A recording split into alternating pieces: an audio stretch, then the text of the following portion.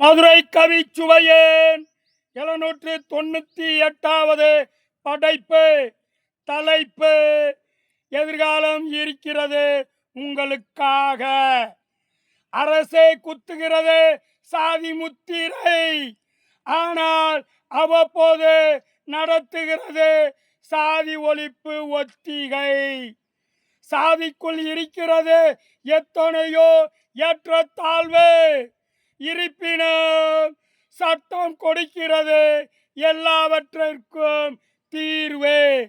சமூகத்தில் நடக்கும் சாதி மோதல் அது மனிதாபிமானமற்ற செயல்.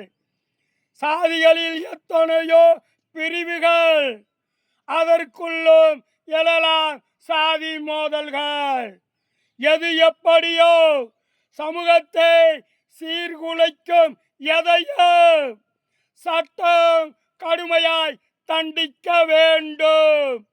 தொடரும் ஆதிக்க அதிகாரம் இனி ஆராயப்பட வேண்டும் அதன் பின்புலம். சாதியை பொறுத்த வரையில் கிராமங்களில் அமைதியாய் இருக்கிறது இன்று வரையில்.